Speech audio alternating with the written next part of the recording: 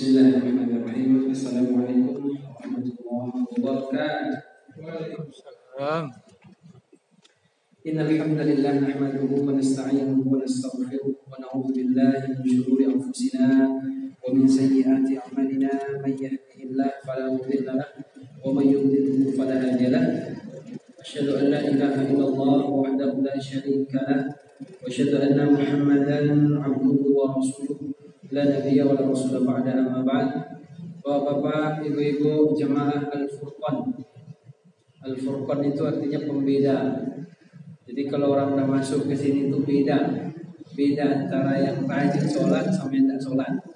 Beda antara orang yang semangat belajar agama sama yang tidak.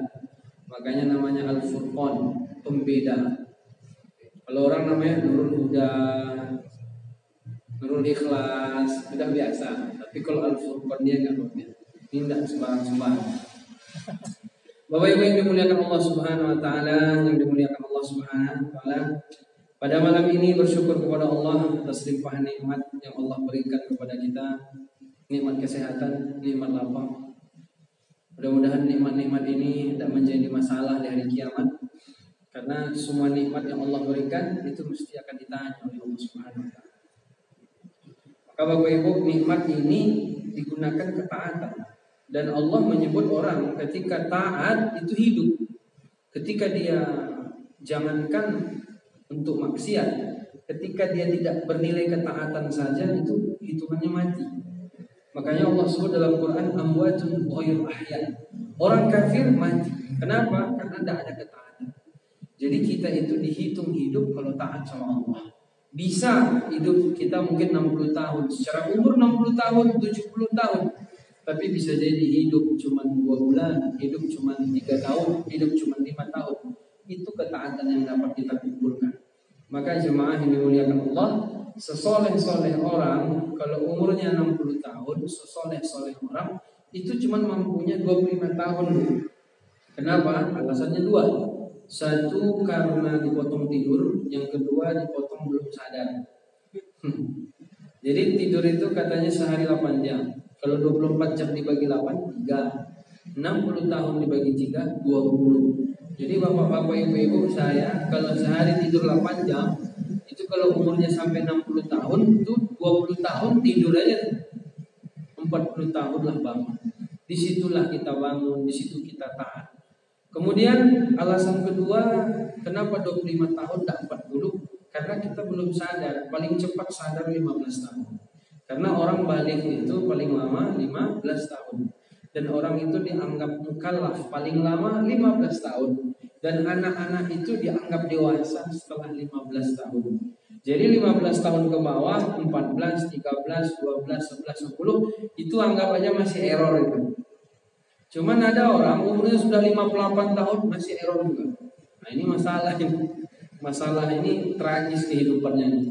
Ternyata umurnya disia-siakan ya. Nah jamaah yang dimuliakan, tapi Allah tuh tahu kita tuh banyak yang tragis umurnya. Makanya Allah katakan dalam Quran, wala tamutunna illa wa antum muslimun. Jangan sampai kalian mati, yang penting beriman.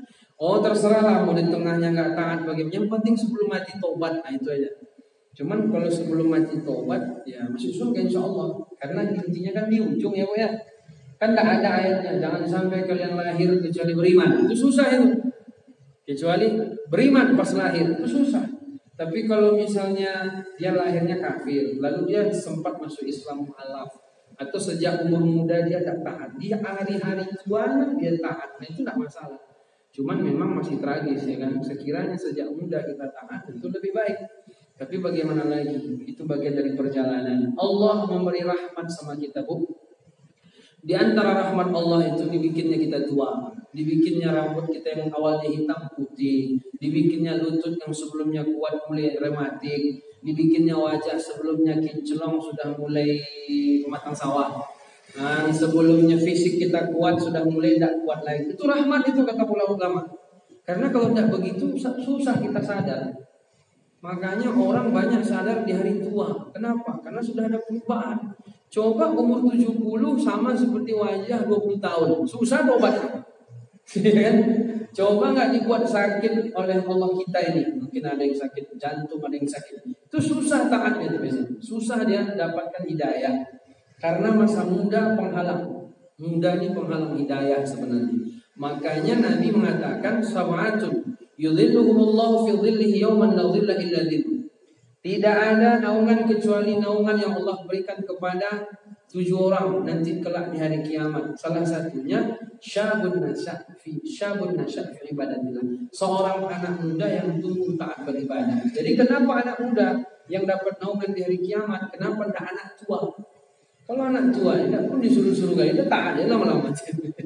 Tapi kalau yang anak muda nih dia belum ada tanggungan. Dia masih merasa penasaran dengan dunia ini. Kalau bapak ibu yang sudah tua nih kan udah merasakan asam garam dunia. Banyak uang begitu juga, tak punya uang begitu juga. Sama aja. Lama-lama bentar lagi mati. Baru kan mati kita lagi kan begitu.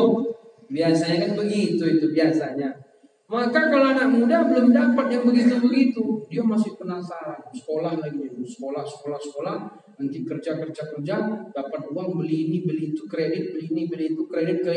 Akhirnya enggak baik juga. Gitu-gitu juga hidup saya.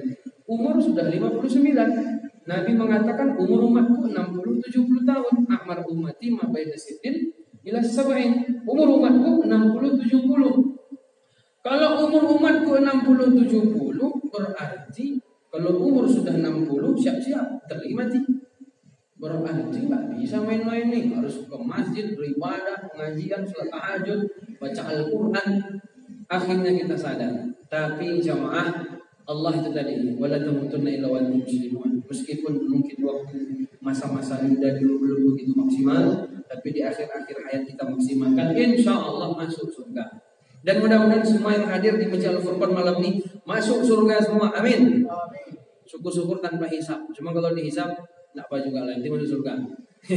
Karena dalam Quran Allah menjelaskan orang masuk surga itu 3 macam, Bu. Satu masuk surga tanpa hisab. Itu jumlahnya 70.000 itu. 70.000. Setiap satu dari 70.000 itu membawa 70.000 lagi. Kemudian ada yang masuk surga dihisab. Dia diinterogasi, ditimbang segala macam baru ke surga. Yang nomor 3 masuk neraka dulu, habis itu di laundry agak berapa juta tahun, habis itu baru udah dimasukkan ke surga. Yang nomor 3 kalau bisa jangan, meskipun ujung-ujungnya ke surga juga. Tapi kalau bisa minimal nomor 2. Itulah namanya hisab yasir. Dihisab dengan hisab yang ringan. Hisab yang ringan itu level nomor 2. Yang nomor 1 masuk surga tanpa dihisab. Jamaah yang dimuliakan Allah. Maka dari sisa-sisa umur ini kita upaya-upayakan untuk taat sama Allah Subhanahu wa taala. Salawat dan salam semoga tercurah kepada Nabi Muhammad sallallahu alaihi wasallam. Bapak Ibu, saya bulan lalu lupa apa ceramah yang saya sampaikan terakhirnya. Jadi malam ini judul ceramah kita adalah seorang suami atau seorang ayah tidak punya cemburu. Udah belum? Belum ya. Jadi begini Bapak Ibu ya. Dalam Quran ada namanya surat keluarga. Surat apa namanya? Apa Pak?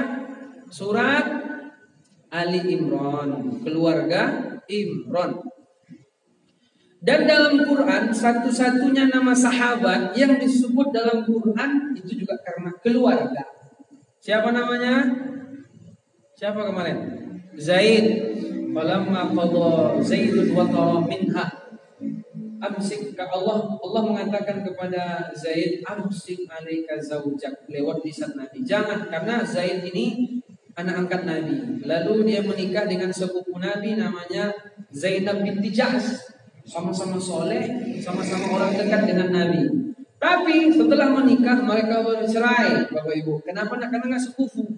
Makanya kalau nikah ini kalau bisa sekufu Pak. Kalau bisa laki-lakinya lebih agak tua sedikit. Kalau bisa laki-lakinya lebih banyak penghasilannya sedikit. Kalau bisa laki-lakinya lebih banyak ilmunya. Ini paling penting. Karena kalau enggak susah nanti istrinya taat. Karena banyak penelitian, kata kawan saya kemarin, dia di KUA, rata-rata yang paling banyak perceraian itu PNS ketika istrinya sudah sertifikasi gitu. Ini mempengaruhi. Makanya memang laki-laki kan bahasa Arabnya rojulun. Rojulun laki-laki. Bahasa Arab kaki rijlun. Jadi yang namanya rijlun, yang namanya bahasa Arab itu kalau disebut mirip-mirip itu mesti kalimatnya mirip-mirip tuh artinya. Misalnya jinnah, jin itu kan tidak nampak, jinnah. Junnah perisai itu kan kalau orang berperang zaman dulu pakai perisai, Anda nampak juga di sebaliknya. Atau jannah itu surga, tidak juga pernah nampak sampai hari ini. Kalimat bahasa Arab dekat-dekat. Rajulun laki-laki, rijlun kaki, menandakan bahwa laki-laki itu menjadi penopang dalam keluarga, karena penopang badan adalah kaki bukan tangan. Ada orang berjalan pakai tangan? Nggak ada. Orang mesti pakai kaki. Kalau orang bela diri, tentang kakinya jatuh, badannya pun ikut jatuh. Itulah laki-laki. Rajulun mirip dengan kaki, rijlun. Lalu yang namanya kaki itu kerjanya jalan keluar. Makanya laki-laki itu harus dia sering keluar. Perempuan masuk ke dalam. Jangan diikutkan barang lagi perempuan keluar. Nanti perempuannya tuh kayak laki-laki rasanya bagi suaminya, sehingga nggak bahagia. Nah ini yang terjadi. Nah jamaah yang dimuliakan Allah, Ustaz ngomong aja, kami bahagia, ya udah terserahlah. Pokoknya itu kaidahnya dalam Islam. Nah jamaah yang dimuliakan, satu-satunya sahabat yang disebut namanya dalam Quran cuma Zaid.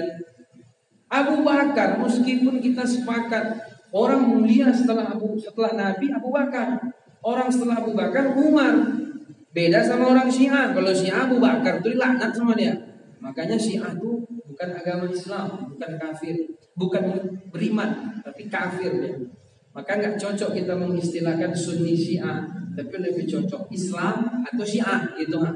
Karena dia agama sudah, bukan lagi Islam. Nah, jemaah yang dimuliakan Allah Subhanahu wa taala, kenapa nama Zaid disebutkan dalam Quran? Karena masalah keluarga. Makanya masalah keluarga itu tidak boleh sambilan. Kalau kerja sambilan, tapi kalau keluarga harus serius. Kalau di kita kan tidak kerja serius, keluarga sambilan, itu salah.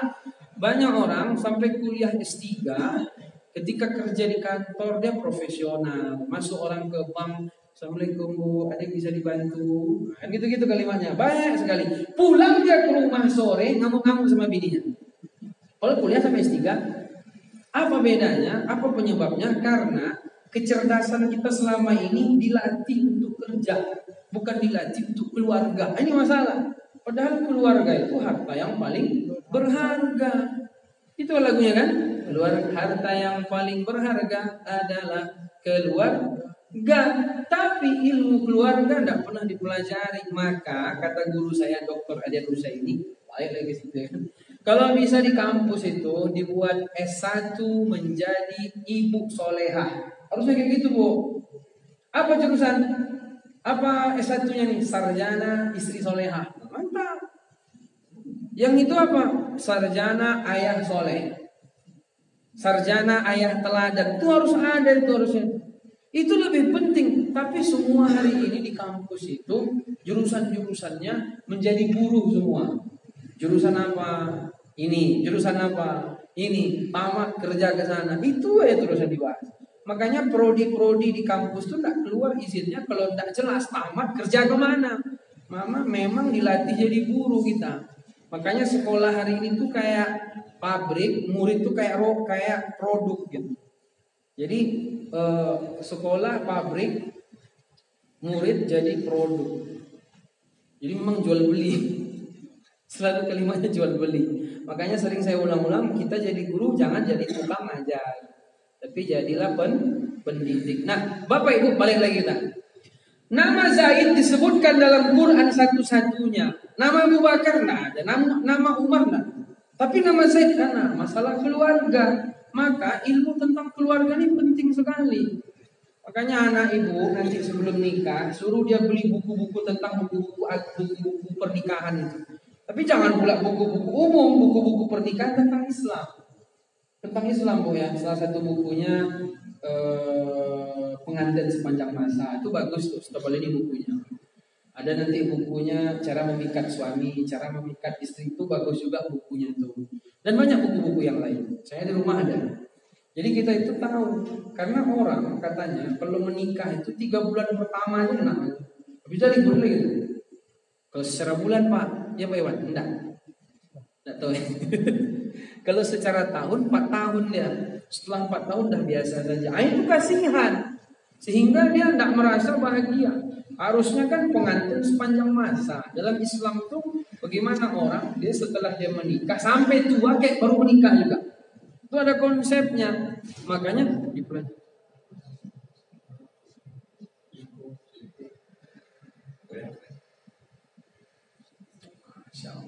Lari kita Bu, tidak usah lana.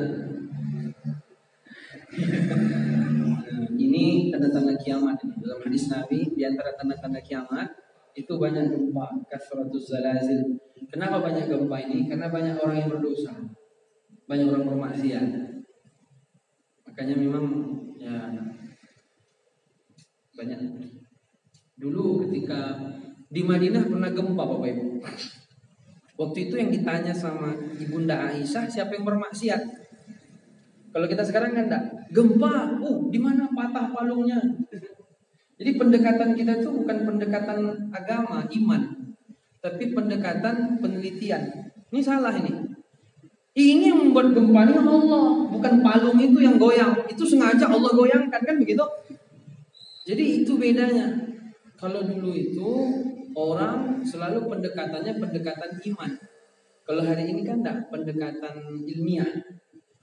Pendekatan ilmiah itu nomor 2, karena kita tidak bisa beriman karena penelitian. Saya setelah diteliti bahwa surga itu ada, makanya saya beriman. Kafir itu.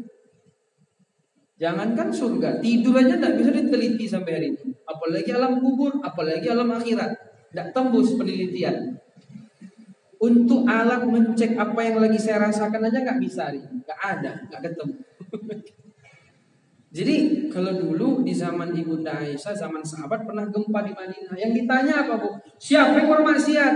Kalau kita sekarang apa? Di mana pusat gempa itu? Jadi udahlah kena musibah, tidak pula naikkan iman, ya kan? Jadi kalau bisa gempa-gempa begini, kita tuh apa maksiat apa lagi kita hadirin sehingga Allah tegur kita ini.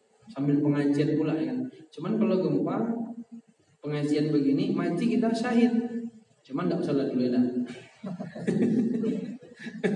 Karena kata Nabi, man kharaja fi talabil ilmi fa huwa fi sabilillah hatta yarji'a. Rawi Muslim. Siapa yang keluar dari rumah dalam rangka untuk belajar agama, maka dihitung fi sabilillah. Kalau mati kan mati syahid. Cuman kalau saya nampaknya sekarang janganlah dulu. Tapi kalau Bapak Ibu terserah. Bapak Ibu jemaah lanjut ya. Lari pula ke gempa lagi. Jemaah yang dimuliakan Allah. Jadi masalah keluarga ini nggak bisa main-main. Harus serius. Anak ibu habis menikah cerai, anak ibu ribut segala macam, itu nggak dapat dia ilmu tentang mengatur keluarga. Makanya sebelum terjadi bacalah buku tentang bagaimana keterangan masalah mengatur keluarga dalam Islam, tentang masalah dalam Islam. Karena nggak bisa sambilan. Cuma selama ini kita sambilan-sambilan. Nah, jemaah, salah satu yang Allah ingatkan dalam Quran kepada suami atau kepada seorang ayah adalah tentang anak sama istri. Allah katakan dalam Quran, surat Ali Imran, surat 3 ayat 14. Apa kata Allah Bapak Ibu? Zuyyina lin-nasi hubbus syahwat minan nisa wal banin.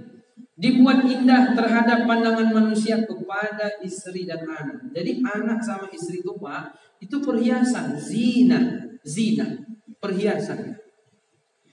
Allah katakan istri sama anak perhiasan. Orang kalau dia belum punya istri kurang perhiasannya. Sudah punya istri belum punya anak juga kurang perhiasannya. Karena anak bagaimanapun dia perhiasan. Al-mal wal banun zina, perhiasan. Tapi hati-hati, perhiasan ini Allah katakan pula dalam surah At-Taghabun ayat 14 juga. Inna min azwajikum wa auladikum aduwwan lakum fahdharuhum. Sesungguhnya istri dan anak kalian itu jadi musuh. Di satu ayat Allah bilang perhiasan, di ayat lain Allah bilang musuh. Begitu pula suami istri, dia punya anak jadi musuh. Suami, istri sama anak jadi musuh. Ibnu Katsir menjelaskan musuh di situ apa Bu? Maksudnya penghalang taat kita kepada Allah. Bisa.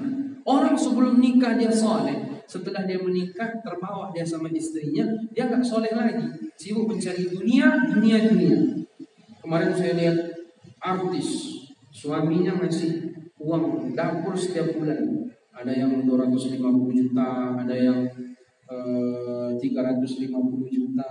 Wih, uang dapur 350 juta, makan apa itu? Ngeri sekali ya. Mungkin orang tuh kaya ya, ya wajar lah, terserah dia. Tapi itu gambaran bahwa begitulah seorang laki-laki dibuat sama istrinya. Sehingga seorang suami tadi nggak bisa berbakti ke ibunya lagi karena istrinya. Dan istrinya merasa cemburu mungkin dalam hal ini, sehingga membuat suaminya jauh dari orang tuanya. Ini nggak baik. Musuh. Atau istrinya aman, anaknya yang bikin dia bagaimana anaknya nih bisa seperti anak-anak orang lain. Mungkin dia tinggal di komplek mewah sehingga dia ingin anak dia sebagaimana anak orang lain. Lupa dia sama Allah, berarti anak musuh bagi dia. Makanya jemaah yang dimuliakan Allah Subhanahu wa taala, Allah ingatkan jangan sampai anak jadi musuh, jangan sampai istrinya jadi musuh. Maka Bapak Ibu, kata Nabi dalam satu hadis, salah satu ada 3 orang. 3 orang ini kata Rasulullah, qad haramallahu alaihimul jannata. Allah haramkan surga bagi mereka yang 3 orang ini. Haram surga bagi mereka. Apa yang pertama kata Nabi? Mudminul khamri, orang yang suka minum tua. Saya rasa di sini tidak ada yang minum tua, ada? Ada, banyak. Di sini mana ada? Ada kunci cuma ini tua ya kan? Masya Allah, Bapak Ibu, sekarang ini ada lem. Anak-anak kita tuh lem sekarang. Itu mirip lah hukumnya tuh sama yang begitu-begituan. Tua itu kan khamar. Khamar itu yang memabukkan. Jadi sesuatu yang memabukkan hukumnya sama seperti khamar. Lem sekarang anak-anak ibu coba lihat tuh ada yang makan beli lem tuh dia. Lem kambing itu. Kemarin saya di Aur Kuning itu siang-siang lewat, saya pikir orang gila ya. Orangnya masih umur 35 kan. Saya pikir apa dia minum apa? Kiranya lem yang disedot. Jadi depan orang ramai. Mau saya video gimana pula nanti kan? Mau saya foto gimana juga kan? Saya rasa orang-orang di sekitar Aur Kuning melihat ngelem bu. Kita lihat di video-video Facebook itu kan banyak juga tuh anak-anak umur SMP udah ngelem. Sehari habis dia 3 botol. Lebih bagus dia ngelem daripada makan katanya. Ngeri sekali. Kurus, ngomong, linglung, nggak jelas. Mau kayak mana? Jadi begini Bapak Ibu, kita tuh ya, kalau saya ini kan kalau Allah kasih umur sampai 60 tahun, saya umur 31 sekarang. Berarti kalau 60 umur berarti 29 tahun lagi mati. Tapi kalau 70 berarti ya 39 tahun lagi mati. Cuman ibu-ibu ini ada nggak agak 20 tahun lagi? Enggak kayaknya. Pak Iwan berapa umurnya? Kita tes lah pengurus itu 50, 52. Kalau ikut Nabi 11 tahun lagi. Ya kan ini kita harus kayak gitu Bapak Ibu. Biar kita ini ingat sama Allah. Pak Guru berapa? Jadi Pak. Hah? 58.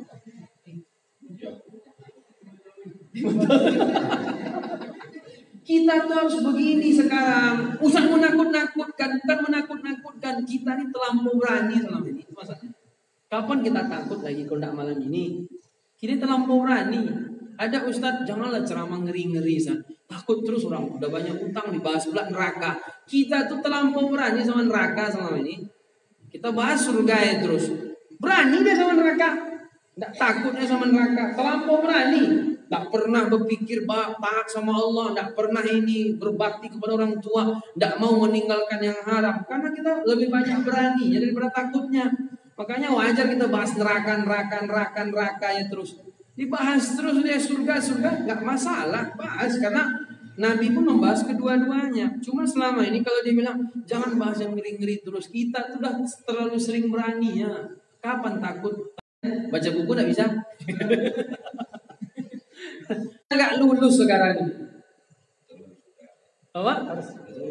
Ada wisuda ya. IP 3,85. Apa isinya? Nggak tahu deh.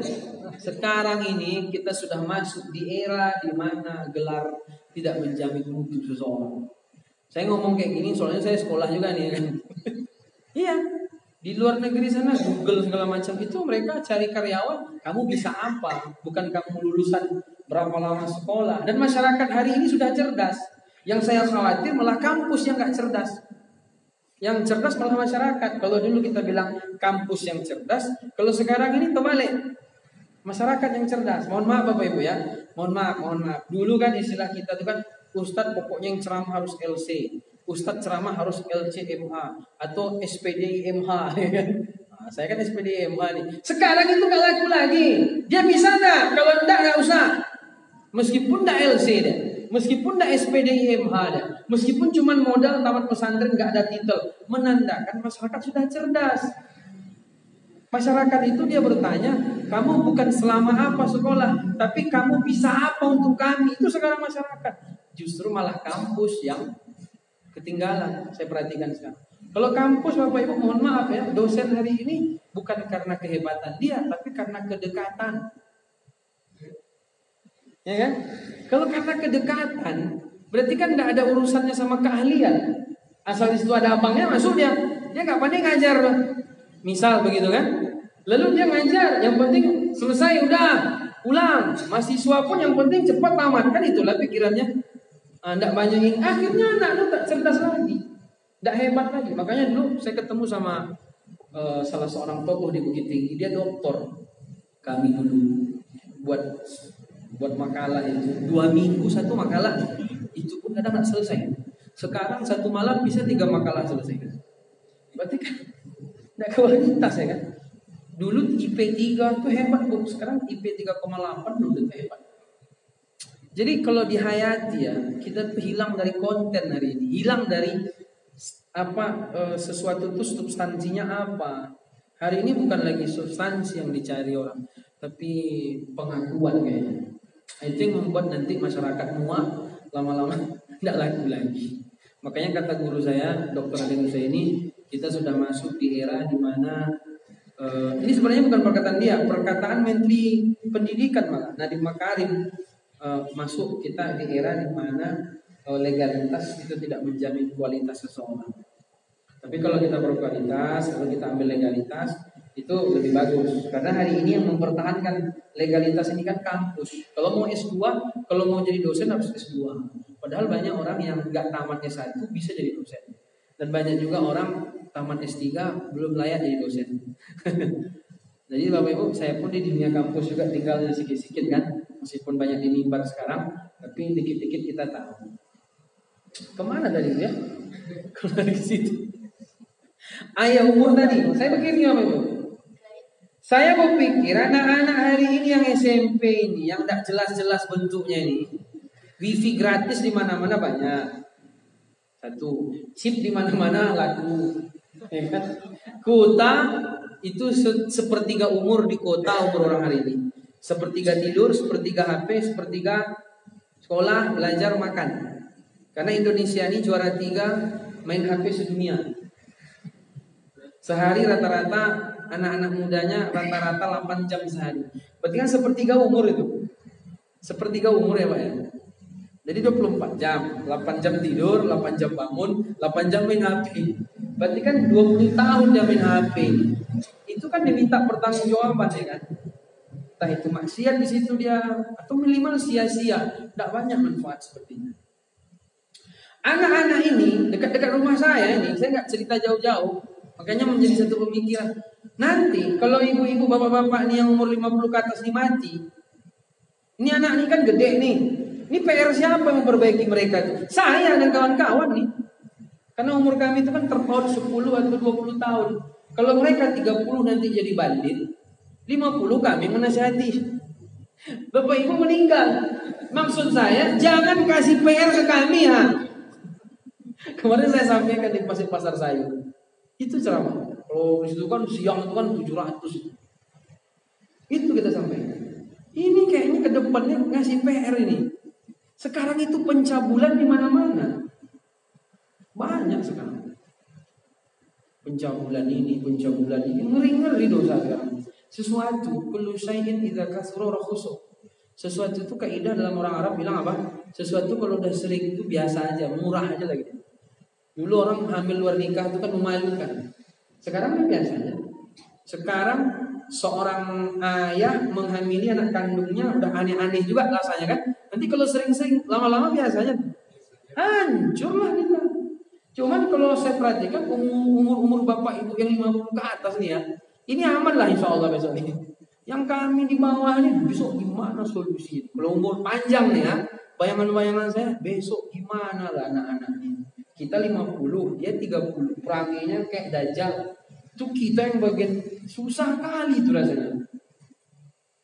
Ngeri sekali. Makanya tolong keluarganya diperhatikan. Makanya Bapak Ibu yang mendidik anak itu bukan guru tapi orang tua. Ya ayyuhalladzina amanu, surah At-Tahrim ayat 6. Surat 66 ayat 6. Wahai orang-orang yang beriman, ku anfusakum wa ahlikum naro. Jaga dirimu dan keluargamu. Dari apa? Dari miskin bukan. Dari tidak punya pekerjaan bukan. Dari neraka. Itu yang dikatakan sama Allah. Neraka yang dikatakan. Tidak main-main Bapak Ibu. Neraka. Cuman orang tua nih anaknya nggak masuk neraka, anaknya masuk neraka nggak masalah. Yang penting anaknya kaya seperti Korun, yang penting. Sekarang ini kan anak-anak sekolah kan targetnya cuma 2 rata-rata. Kalau nggak jadi Firaun ya jadi Korun. Cobalah cek-cek, bisa kita buktikan. Anak di sekolah kan dibilang dia sukses apa? Kalau nanti dia tamat bekerja dapat uang banyak, itu kan mirip-mirip seperti Korun lama-lama. Cuman nggak sampai tenggelam karena nggak sekaya Korun dia soalnya. Tapi kalau nanti dia sekaya Korun, lupa sama Allah, nanti tenggelam kan ya. Jadi menuju anak kepada tidak taat sama Allah, tapi dia harus kaya yang penting. Nggak diingatkan dengan neraka, tapi ditakutkan ekonomi anak. Yang kedua, jabatan. Bagaimana orang tinggi jabatannya? Terserahlah. Yang penting dia jabatannya tinggi, dia punya ini, punya itu, ketua ini, ketua itu. Pokoknya namanya disebut-sebut sama orang. Nggak takut sama neraka. Sehingga dia membangunkan anaknya bangun 6:30 untuk sholat subuh, tapi dia bangunkan anaknya untuk ikut ujian sekolah 6:30. Jadi khawatir ya anaknya nggak sukses dunia, tapi nggak takut anaknya nggak sukses akhirat. Jadi Bapak Ibu, pertanggungjawaban sama Bapak Ibu itu bukan hanya pertanggungjawaban dunia, tapi yang lebih penting lagi pertanggungjawaban akhirat. Itu yang paling penting. Karena dunia ini sementara. Tapi yang sementara ini menjadi standar orang hidup setelah ini. Kita ini hidupnya kan pertama alam janin, alam ruh. Kalau boleh disebut alam ruh, tapi sebagian tidak punya alam ruh. Alam janin 9 bulan 10 hari. Habis itu alam dunia. Berapa lama di dunia? 60-70. Bahkan kalau dalam surat An-Nazi'at nanti orang ketika dia masuk alam akhirat, mereka bertanya, berapa lama kita di dunia dulu? Ka'annahum yauma yarawnaha lam yalbatsu illa 'ashiyatan aw duhaha. Kayaknya kita di dunia dulu tinggalnya cuma ibaratnya pagi sore aja. Di umur 60 tuh Pak, kalau dibandingkan dengan alam barzah. Alam barzah enggak tahu kita, entah 1000 tahun, entah 2000 tahun, entah 100 juta tahun. Nanti habis itu dibangkitkan di padang mahsyar 50.000 tahun. Dibandingkan dengan dunia yang 60-70, wajar kita mengatakan pagi sore. Tapi yang pagi sore ini standar kehidupan setelah itu. Jadi hidup yang 60-70 ini jangan disia-siakan. Penyesalan jutaan tahun setelah itu. Apalagi nanti ujung-ujungnya surga atau neraka. Masuk neraka. Waliyazubillah. Tidak ada istilah. Karena di sana tidak ada batasan lagi. Karena tidak ada kematian di situ. Makanya tolong keluarganya diperhatikan pendidikannya. Rasulullah katakan, ada 3 orang Allah haramkan surga. Yang pertama orang yang suka minum tua. Dalam hal ini yang ngelem-ngelem itu masuk. Makanya ibu-ibu, kalau ibu-ibu punya kedai-kedai kelontong begitu, lihat anak-anak nih, beli lem dia rutin kali, jangan jual lagi sama dia. Jangan-jangan dia mabuk anak nih. Tidak boleh, itu hukumnya haram. Karena kita ta'awun 'alal ismi wal udwan. Kalau kita sudah tahu memang untuk itu ya, tapi kalau kita masih ragu ya tidak masalah kan. Kemudian al-aquli walidayhi, yang nomor 2 haram masuk surga, durhaka sama orang tua. Anak durhaka. Yang ketiga ad-dayyus, yaitu seorang laki-laki yang enggak punya rasa cemburu. Dia pemimpin dalam keluarga tapi enggak punya rasa cemburu. Ini seorang ayah atau seorang suami. Alladzi yuqirru su' fi ahli. dia nggak ada rasa cemburu, dia membiarkan istrinya, anak perempuannya bermaksiat. Misalnya dia punya anak perempuan, teleponan lagi perempuan yang nggak mahram, dibiarkannya anaknya pacaran. Ini berarti nggak punya rasa cemburu ayah ini. Haram masuk surga. Atau membiarkan anak perempuannya berdua-duaan berkhalwat dalam satu ruangan dengan laki-laki lain atau istrinya, itu sama itu. Kalau kita lihat hadis Nabi, Bu, dalam satu hadis Nabi mengatakan, sinfani min ahlin nar. Ada dua golongan yang saya belum pernah melihat mereka, tapi mereka ahli neraka. Dan itu tanda-tanda kiamat, dimasukkan dalam kitab Nihayatul Alam. Saya belum pernah lihat mereka, kata Nabi, tapi mereka ahli neraka, masuk neraka. Ada dua katanya. Satu, kata Nabi, qaumun ma'ahum siyad ka'aznabil baqar yadribuna bihan nas. Suatu kaum yang kemanapun dia pergi membawa ekor sapi, cemeti, memukul orang. Ini oleh ulama ditafsirkan maknanya adalah seseorang yang punya kekuatan, kemana pergi dia menzalimi rakyat. Nggak usah dijelaskan detail ini. Yang kedua ini yang kita fokuskan. Kasiyatun, ariyatun, ma'ilatun. Orang yang berpakaian tapi hakikatnya telanjang. Kasiyatun, ariyatun, ma'ilat. Ru'usuhunna kasri muhtil ma'ilah la yadkhulnal jannata wa la yajidna riha. Kalau mereka berjalan lenggak-lenggok seperti punuk unta. Kan kayak gitu perempuan-perempuan hari ini. Lenggak-lenggok. Pakaiannya tapi hakikatnya nggak berpakaian, telanjang kata Nabi. Kata ulama tiga nih contohnya. Pertama, dia berpakaian tapi transparan. Ada nggak anak ibu, anak bapak yang perempuan itu kalau pakai pakaian transparan? Itu haram itu hukumnya. Transparan. Yang kedua, dia berpakaian tapi ketat, haram juga hukumnya. Makanya longgar-longgar pakaiannya, apalagi perempuan. Harus longgar. Pakaian perempuan itu pakaian ketika dia sholat ke masjid. Ya beginilah nih. Ibu-ibu kalau di luar kayak gini. Insya Allah. Ya kan sekarang alhamdulillah ya Bu ya, orang pakaiannya sudah longgar-longgar hari ini kan. Paling yang jilbab sakaratul maut itu enggak banyak kayak lagi sekarang. Hah? Hidup segan mati tak mau jilbabnya. Jadi yang begitu udah agak kurang. Cuman masih ada. Syukur juga Islam akhir zaman ini makin berkembang kan.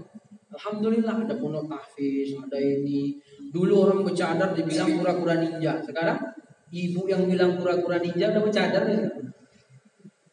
Mana ada kalimat ninja-ninja lagi sekarang kan? Alhamdulillah. Cuman orang bercadar nih pun kadang-kadang dia bukan karena sadar, kadang-kadang ngetrend di foto-foto masuk Facebook. Kata ulama dari Mesir, sekarang orang yang bercadar itu dicadarkan ulang itu. Jangan membuat orang tertarik lihat dia. Foto nampak-nampakkan. Ya penasaran lah orang buatnya. Cuman daripada antara itu Ustaz yang foto-foto cadar tuh sama dia foto nggak pakai jilbab gimana? Ya udahlah bercadar itu aja. Cuman itu harus dihijabkan lagi karena apa dia? Jangan karena ngetren doang. Yang lagi aneh sekarang anak pesantren, dia udah biasa pakai jilbab besar, keluar malah jilbab pendek. Orang luar yang biasa jahiliyah udah pakai jilbab besar atau balik-balik di sana. Saya ingatkan begitu Bu sama anak pesantren kita. Kalian nih akhwat, dulu begitu susah perjuangan ustazah dulu pakai cadar, dihina-hina. Sekarang di luar orang udah pakai cadar. Kalian kalau cadar kita nggak usah bahas, itu sunnah hukumnya. Mereka dulu pakai jilbab dihina-hina, apa itu lebar-lebar kali, apa tak panas segala macam. Sekarang orang luar udah pakai jilbab besar, kaliannya malah keluar jilbab pendek. Aneh kalian. Sama anak pesantren saya nasihati begitu. Terbalik-balik nih dengan anak pesantren udah Islamiyah ke jahiliyah, yang orang luar yang jahiliyah udah ke Islamiyah. Terbalik-balik nih sekarang. Dulu mereka kuat dalam pesantren, di luar ini yang menghina-hina. Sekarang mereka di luar ini sudah pakai kayak pesantren, yang di pesantren keluar kayak orang luar dulu. Balik-balik ini sekarang gimana? Ya adanya ujian. Nah, jadi kata Nabi berpakaian tapi hakikatnya telanjang itu tidak masuk, itu masuk neraka di hari kiamat tuh. Jadi kalau ada anak perempuan yang begitu berpakaian ketat, berpakaian transparan, Atau yang ketiga, berpakaian tapi pakaiannya nggak menutupi semua auratnya. Kan kecuali wajah dan telapak tangan ya, Bu ya. Wajah telapak tangan, berarti semuanya wajib. Dia pakai baju segini aja, pagi-pagi habis nyapu halaman beli lontong ibu tuh. Kita pulang ceramah, beli lontong juga nampak. Habis waktu tadi berceramah, habis itu lihat play lagi. Nah, susah ini. Ini dayus ini ayahnya atau suaminya membiarkan istrinya anak perempuannya begini. Makanya habis ini pulang dari sini Bapak Ibu cek tuh anaknya ada tak pakainya begitu. Kalau ada, jangan sampai menjadikan kita bermusuhan di hari kiamat dan karena tidak ada rasa cemburu membiarkan anak kita bermaksiat. Itu satu hal maksiat yang sepele, bahkan dianggap tidak maksiat lagi hari ini kan. Sekarang ini aneh juga. Sudah mulai banyak beberapa yang pakai jilbab besar banyak, alhamdulillah. Tapi ada beberapa anak-anak perempuan itu yang sudah balik, yang sudah haid, dia lalu lalang aja dalam kampung nggak pakai jilbab, dibiarkan sama orang tuanya, dibiarkan sama ibu bapaknya. Itu dosa itu. Ayahnya pakai topi haji, ibunya pakai telakung pergi ke masjid, anaknya dibiarkan. Itu anaknya maksiat dapat dosa, orang tuanya pun dapat dosa itu. Jadi jangan sampai kita tanpa sadar dapat dosa 1 kali 24 jam, Bu. Karena anak itu tanggung jawab orang tua. Nah ini penting. Ini yang mau saya sampaikan malam ini. Mudah-mudahan ini menjadi suatu peringatan bagi kita. Jangan sampai ayah, suami, dayus yang dia membiarkan istri anak perempuan yang bermaksiat dan tidak ada rasa cemburu sedikit. Wallahu a'lam. Ada pertanyaan kok? Tidak ada. Bapak apa lagi? Jadi cukup sampai sini saja. Karena sudah azan. Saya habis sisa ini langsung pengajian ke Balingka, Pak. Jadi nanti kerupuk-kerupuk itu apa ya? Assalamualaikum warahmatullahi wabarakatuh. Waalaikumsalam warahmatullahi wabarakatuh.